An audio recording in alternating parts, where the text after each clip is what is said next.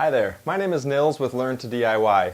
Now whether you're thinking about buying your first 3D printer, or maybe you've gotten one recently and are trying to figure it out, or perhaps you've been at this for a while, but over the next several minutes I'm going to show you 13 things about 3D printing that I wish I knew when I got started that hopefully will save you some time.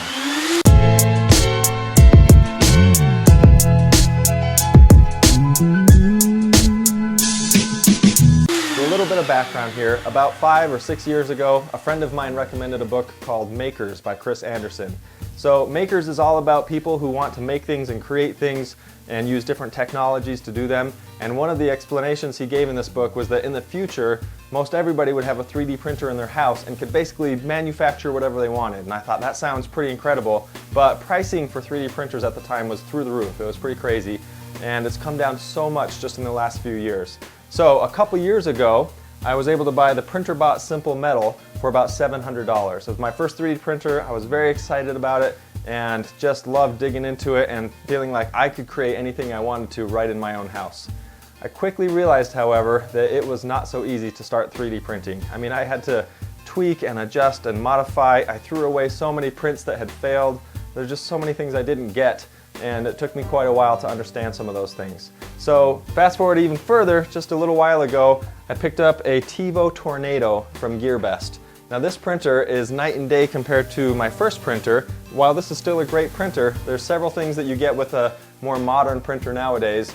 Not to mention the price. This printer cost $340 while this one was about $700. So less than half the price. I was able to get some features like a heated bed on here, a huge volume. I can print about 300 millimeters square by 400 millimeters tall, so that's about 12 by 12 by 15. And imagine printing a Darth Vader helmet all in one go, or a ukulele, a football, I mean anything like that you could print all at once because of the huge build volume that you have access to with this. It's got a great interface. I can make a lot of adjustments and controls right here on the printer, and pretty killer. So let's jump into these 13 things that I think will save you a lot of time. I've actually polled a bunch of my buddies who have 3D printers and even an online community of people who 3D print to try to find out, what kinds of things took them a while to get used to. So let's take a look at what they are now. Number one on this list, and probably number one most important, is bed leveling and that first layer squish. What I mean by that is, first let's start with bed leveling for just a moment here. Bed leveling is making sure the bed, or the area that gets printed on, is actually nice and flat, and it's all equidistant from where the actual print head or the hot end is going to go. So if you've got, for example, your print head, your hot end is close to the bed right here, but on the other side it's a 1/4 inch away or even 1/8 of an inch away, then you're going to have problems and your print is not going to stick as it gets further away from the hot end. So you want to make sure that your bed is nice and level. Let's take a look real quick at how to do that. One of the easiest ways to do this is to use a piece of paper. Make sure it's just a standard piece of paper, not something super thin or super thick. You want to move your hot end to each corner of your bed. Starting in the first corner, you're going to put it in that corner and then slide your paper underneath. Ideally, the paper should fit snugly underneath the hot end, in between the hot end and the bed, and actually have some pull or some resistance when you try to move it around. If it doesn't fit under there at all, your hot end is too close to your bed. If it fits in there easily and can move easily, your hot end's too far away. You want to find that happy medium where it's tugging on the paper, but it's actually still able to slide under there and fit okay. Your piece of paper is usually going to be a pretty good gauge of a level bed. Proceed to do that on each of the remaining 3 corners, and then you've got a level bed. I also recommend that after you do all 4 corners that you move back to the first corner to make sure your other 3 adjustments, for example, didn't mess with that first one. So maybe go through it a couple times real quick and you're in good shape. Many printers today actually come with bed levelers, or you can attach or buy a third-party bed leveler to attach, and that will actually do a lot of the work for you in getting it to just the right spot. But if you have to do it manually, it's really not a big deal. Just takes a couple minutes, and you don't have to do it every time, just whenever things start to get out of whack, which happens over time.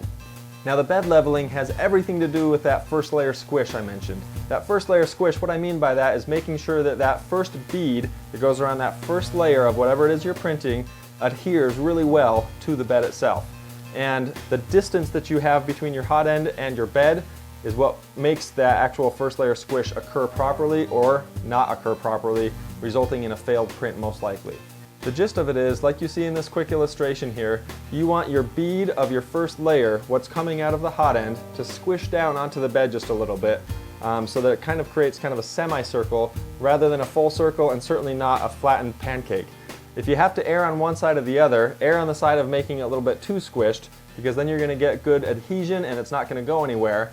But if you do it too round and too high off the bed, it's just not going to grab onto the bed, and then you'll likely have a failed print. That's my number one tip, and probably the reason for most failed prints with 3D printing. Tip number 2, print on glass. Different printers are going to come with different printing surfaces, and a lot of them have different attributes. Some are really great, some are not so great, but I think it really makes a big difference to keep things consistent and print on glass for a few reasons. Number one, glass is very dense, very hard, and very flat. That makes things a lot easier when you're printing. Because of the density, it spreads the heat out really evenly. It does a really good job with that. Because of the hardness and because of that nice flat surface, you can scrape things off of it really well. And a lot of times it cools down really well, making it easy to pop a print off rather than have to really pry at it and work at it. So printing on glass just, in my opinion, makes things so much easier. On my Tevo Tornado, for example, that actually came with these 2 printing pad surfaces, and they tend to have some issues over time like most pads do. There can be bubbling because of the adhesive underneath. Different things can go wrong with it. So what I did was I actually went to the store and bought a 6-pack of 12 by 12 mirror tiles for 10 bucks. So for 10 bucks I was able to upgrade it. I've got lots of extras if I need them, and now I've got that really nice surface, and the mirror part is kind of cool just to see that reflection as it's printing and everything. And then that is so much easier to work with. So I definitely recommend using glass if you can, or a mirror tile of some sort. A lot of times you can get your glass cut specifically at the hardware store, or cutting glass is super easy. You just need a little bit of glass cutting oil and a glass cutter that costs a couple bucks. You use your line along a straight edge, make your slice basically with the glass cutter, and then snap it off and you're good to go. It's actually a lot easier than most people think. So definitely print on glass. One other nice thing about printing on glass is that you can go to the dollar store and get a 6-pack of these handy little razors with straight edges, and you can use those to pry things off, to clean your bed off, to get under the brims that you print, and we'll talk about that in a minute. And it just makes it really easy to clean things off. Your glass is just a perfectly hard, smooth surface. It's difficult to scratch or to damage, so using a little razor blade with that is perfect and gets you exactly what you want in a 3D printing situation. Another cool thing about the Tevo Tornado is that it actually has a glass bed underneath the adhesive and the pad that comes with it. So if you want to spend about an hour and a half or so, you can actually remove that pad, clean off all that adhesive, and then you're printing right on that glass that comes with it. And that's what I would recommend doing. I've been a little lazy and haven't actually gotten to doing that on mine. I just threw that tile on top, and it's doing the job, but it's got glass. You may as well use it. So I'll probably get to that pretty soon and save myself from having that extra weight on top. Now tip number 3, you've got to get it sticky. You've got to make that bed, whether it's glass or something else, you've got to make sure it's nice and sticky. There are 100 different recipes for doing this and lots of ways that people have suggested.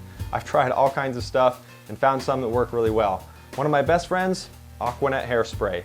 Aqua Net actually sprays really sticky stuff onto the surface, and I can't imagine putting that stuff in your hair, but I guess it works. But it's actually almost like spraying 3M adhesive onto your thing, and it helps things stick really well. That's what I use for almost all of my prints. I have tried other things. Another one is to use glue sticks, just your standard school supply glue sticks, and those work excellent. The downside to those is they leave a mess, and you kind of have to scrape that up between prints, and you get this white flaky stuff all over. So not my favorite, but if you're having problems with the adhesion on your bed, glue sticks are a great way to go. Another thing that a lot of people try is just using painter's tape or masking tape on the bed, putting a new fresh layer every few prints or whenever it gets damaged, and that gives a nice texture, kind of a tactile surface for it to grab onto when you're doing that first layer. Now those types of things work great for PLA or for TPU or for different printing materials like that, but if you're doing ABS, which is a little bit different beast, then with that what you're going to want to do is take some acetone and create a tiny puddle of it, and then use some more ABS, maybe a failed print or a little spool, little round bit of ABS, and actually spread that around. The acetone is going to break down the ABS a little bit and leave the sediment on there, which causes it to have a nice sticky surface, and it's basically you're sticking ABS to other ABS, which makes for a good printing surface.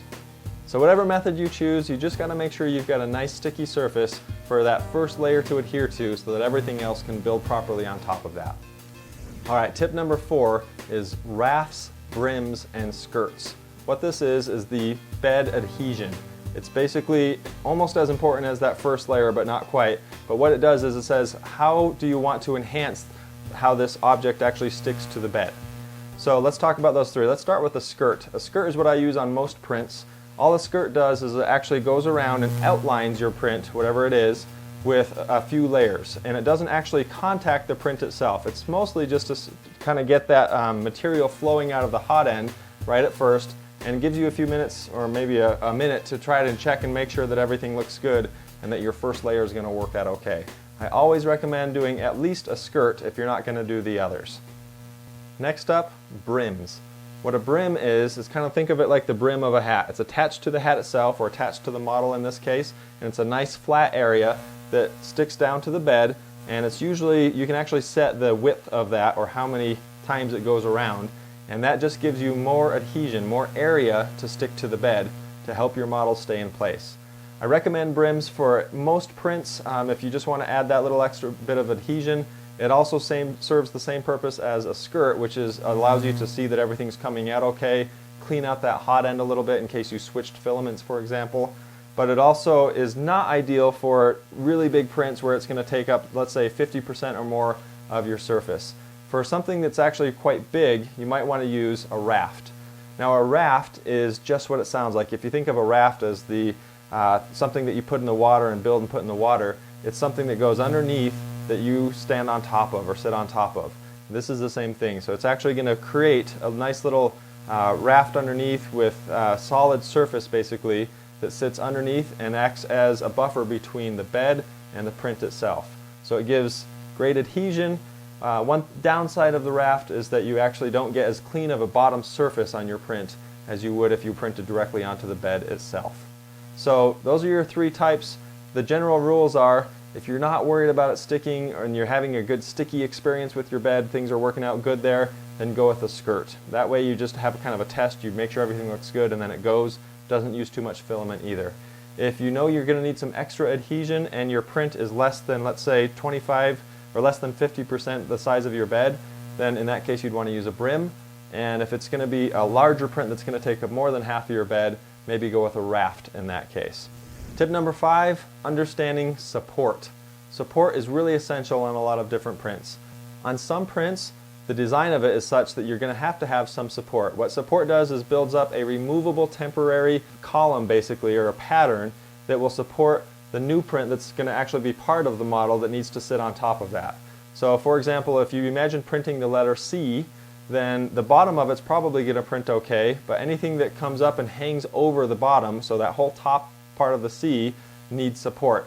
Your 3D printer has to have something to print on. You can't just print on thin air and expect that to work out. It has to have something underneath it, or if it's a more moderate angle, nothing too severe, then it can overhang a little bit.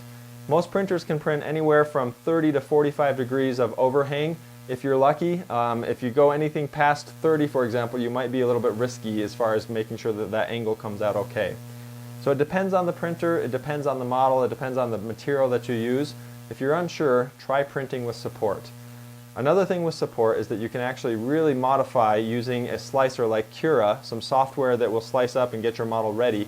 You can really modify what the support does. You can determine how thick it is, how far apart each line or grid is. You can determine how much of it to lay down. You can determine where to put it. There's all these different settings that you can tweak. But out of the box, something like Cura as a slicer is going to let you say supports on or supports off. And then you're also going to have the option for supports everywhere versus supports directly from the bed only. What that means is, for example, if I've got a letter V and I want to just do anything that attached to the bed or goes right off the bed, it's going to do my supports underneath that letter V. If I had something that wanted to print on top of that, like an O, for example, then I would need to actually have support everywhere so that it can support the top of the O, so it's not printing onto nothing. So that's why it's important that you understand the distinction between supporting everywhere and just supporting from the bed and all the different options that you have with support. Like anything else, it's something that you're going to want to play around with and experiment to make sure you have a good understanding of what your printer is capable of. One last thing with supports is a lot of models don't actually need them. Sometimes you can do some pretty crazy stuff, like this ukulele here, for example, requires 0 support because the angles are not severe enough in any one location for it to have to do that. A few parts are a little risky or a little tricky, I guess, like these holes that are cut out up here. They actually don't use support, but you can see it doesn't do a perfect job. In this case, it's not a big deal because I can use the standard drill bit and just mill those out to clean them up, but that's something you're going to want to be aware of. So if you can get away without using support, that's ideal, and you're going to have a lot less to clean up. Okay, number 6 is Octopi. I love Octopi. What it is if you've ever heard of a Raspberry Pi, it's a little $35 computer that you can buy, and it has built-in Wi-Fi, and it has Bluetooth, and it uses micro USB to power it. It's got HDMI and USBs, and then I/O ports, all this cool stuff. Really awesome little package for 35 bucks, or you can even buy a little bit older one for even less if you want. So with the Raspberry Pi, you can load an image or an operating system onto it called Octopi. With Octopi, you can keep that plugged into your 3D printer all the time, and that acts as a dedicated computer basically for your 3D printer. And that gives you some really cool options. So I'm going to tell you the first couple, and then I'm going to move into my next tip, which will cover the last one. First thing it gives you is remote access to it. You can actually cancel a print, pause a print, start a print, keep an eye on the temperature. You can even keep an eye on the actual layers that it's building. You can even preview the layers and see exactly how it's going to build something as it goes using Octopi, which is super cool. You can do all kinds of neat things. It'll also load all of your old prints, so if you just want to leave your bed ready for printing whatever, you can scroll through, grab a print that you've done in the past, start it up, and let it run.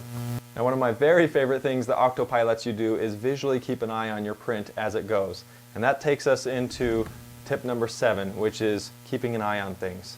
So you'll notice on my setup here, I have this kind of rigged get up here, but it does the job. What I've got is a webcam that actually cost $8, $7.99. I got it on Amazon. I'll put a link in the description if you want to pick one of these up. And with that, what it gives you is the ability to keep an eye on your print from anywhere because it's hooked up to Octopi. I didn't have to set up drivers or do anything. I just plugged it right into Octopi, into my Raspberry Pi, and it immediately just works. One of the things that Octopi gives you is the ability to do time lapses and real-time monitoring. So the real-time monitoring is essential because a lot of times I'll start a print right before I go to work. I know I'm going to be there for 8 or 9 hours, and that way I can keep an eye on it from work and make sure everything's okay. If it's not working, then I remote into my Octopi and I can actually cancel the print to not waste a bunch of filament or make a big mess, which is pretty great.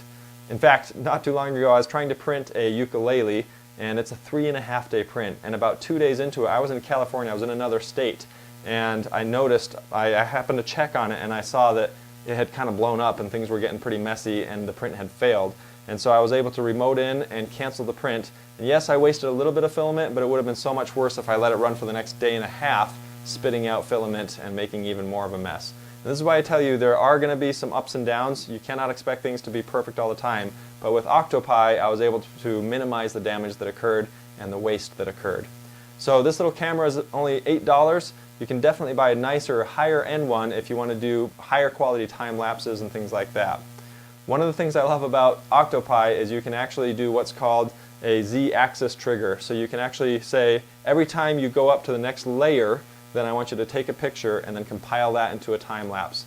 And then you end up with something like this, where you're just watching the thing just build right up, and you're not doing anything. I just hit download of that video as soon as I'm done, and it's already ready for me, and the settings are all right there. It's pretty rad.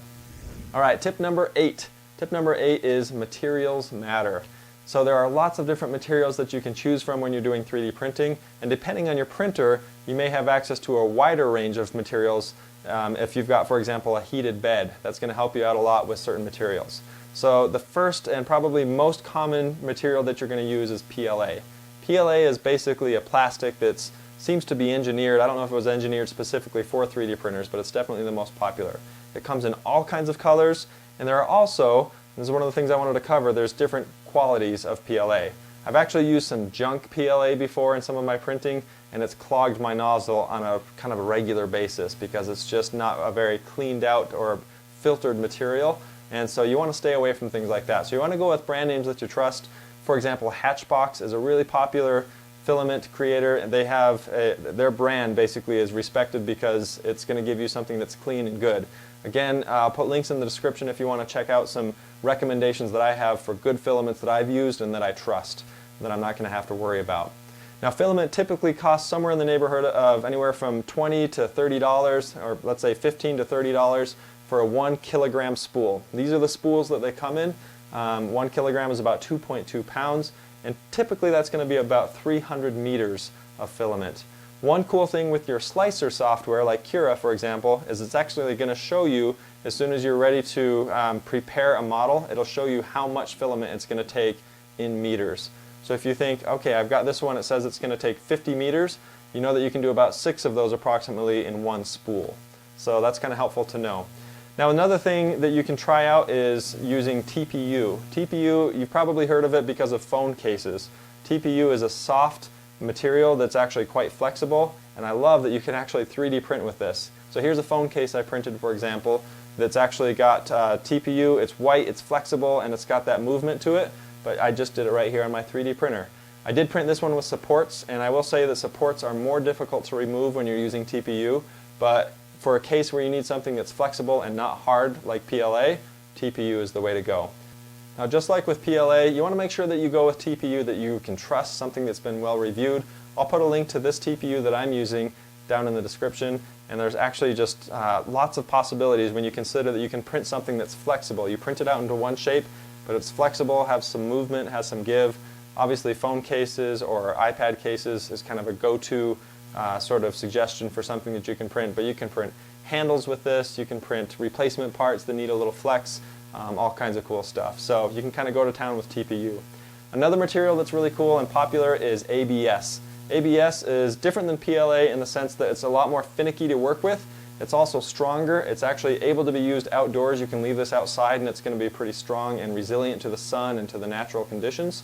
But it's also more difficult to work with. You definitely need a heated bed, and in most cases I'd recommend actually an enclosure around your 3D printer in order to use ABS. The reason is, as it's printing, it's very sensitive to movements in temperature, changes in temperature, to breezes, anything like that. So by creating a very consistent environment inside your 3D printer, you're going to have the best luck. And most of the time what happens with ABS is it starts to warp on the bed. You're going to do that first layer and it's going to go okay, but then eventually it's just going to start to warp and tweak on the bed, and that's going to ruin the rest of your print. So that's why it's, while very capable and has certain applications, it's not one of the easiest things to work with, so you're going to want to keep that in mind. Probably not what you're going to want to do for your first print or your second print. Get started with PLA and then work your way into ABS.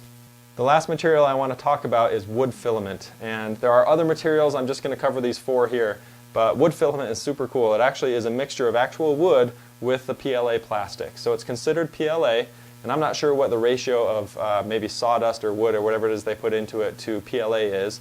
It ends up looking mostly like just standard PLA, kind of a brown or beige PLA, but the cool thing is this stuff, you can actually sand it and you can stain it and you can kind of treat it like wood, especially if you print a little bit more of a solid piece or you have a thicker shell on the outside for sanding and that sort of thing. So this is pretty cool. You can see here I've printed my Learn to DIY logo, my logo mark, using this wood PLA, and it came out really cool. Here's kind of one of my obligatory prints for wood PLA. You got to print a Groot with your wood PLA. It's just kind of your rite of passage essentially as a test print for your PLA. So here's a dancing Groot. I haven't even put it together yet, but you can see kind of this texture that it has, and it has this really cool look to it. And Groot kind of seems like a natural selection for something that you would print with wood PLA. Number 9 on the list is also a really important one. Have a little help from your friends. So what I mean by this is you want to make sure that you've got support from other people who are experiencing 3D printing, who have experienced it, maybe who even have the same printer as you. So for example, one of the places I really like spending some time on and getting some help is on a Facebook group called TiVo Tornado Owners.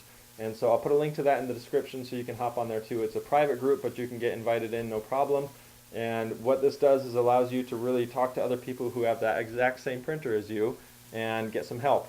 There are hundreds of people on the TiVo Tornado Facebook group, for example, and so there's new posts all the time. There's people asking questions that are kind of the same questions that I've had, especially getting started, and then there's people showing you different hardware upgrades, different printed upgrades that you can do for it, some of the kind of addressing some of the issues that have been found with that specific printer or with 3D printing in general, kind of covering all the bases, and it really is helpful to help you get to understand some of the issues that other people are going through so you don't have to go through them yourself.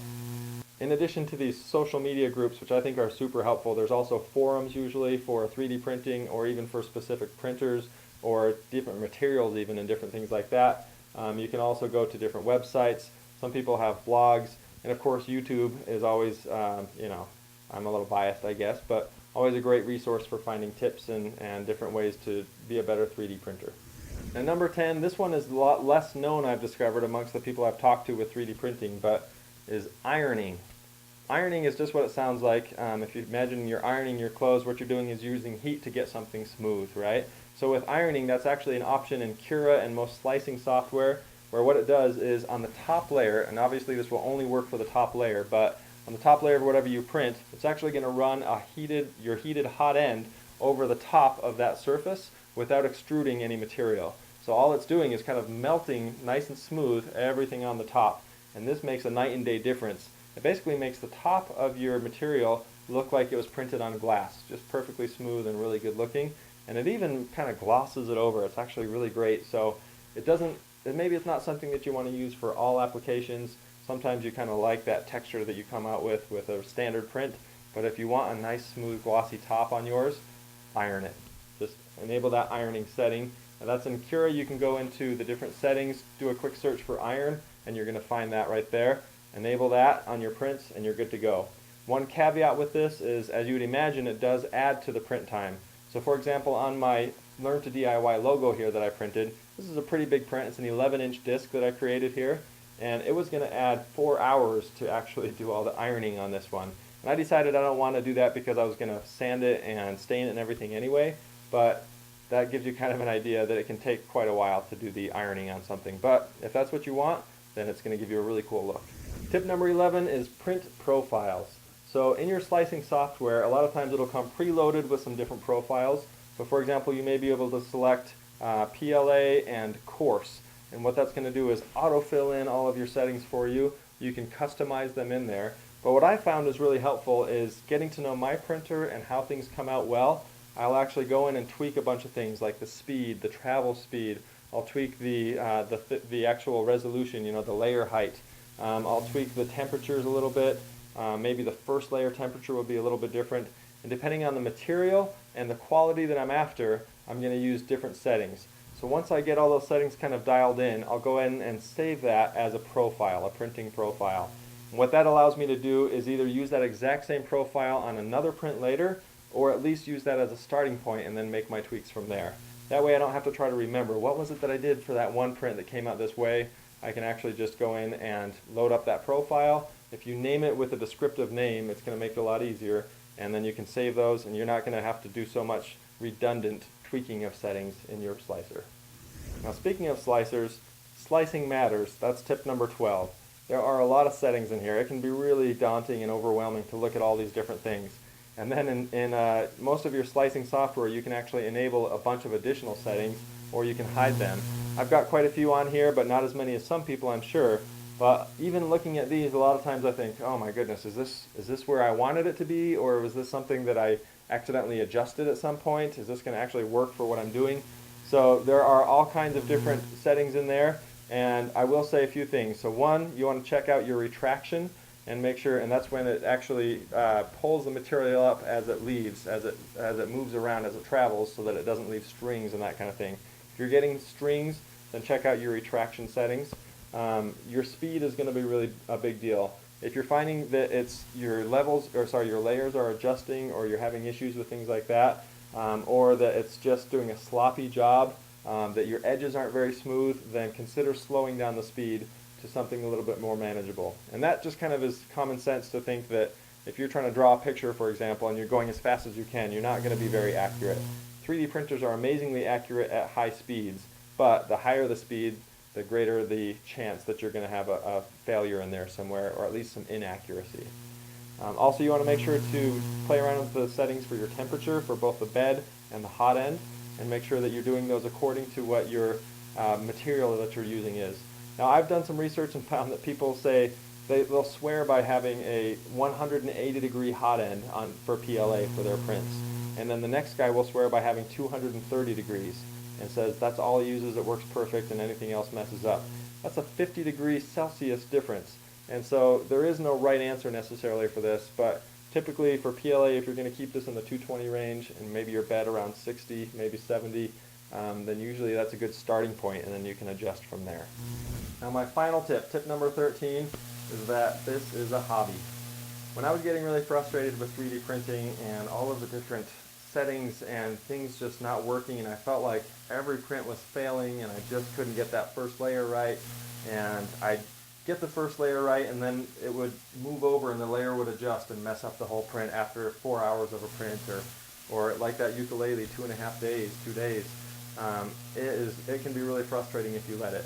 So my coworker, the guy in the office next to me, actually has a 3D printer and he's new to it, and he said, I'm approaching this like it's a hobby. I know things are going to go wrong, but I'm going to learn how to get good at it, and I'm just going to enjoy the ride and the process and see if I can print out some cool stuff.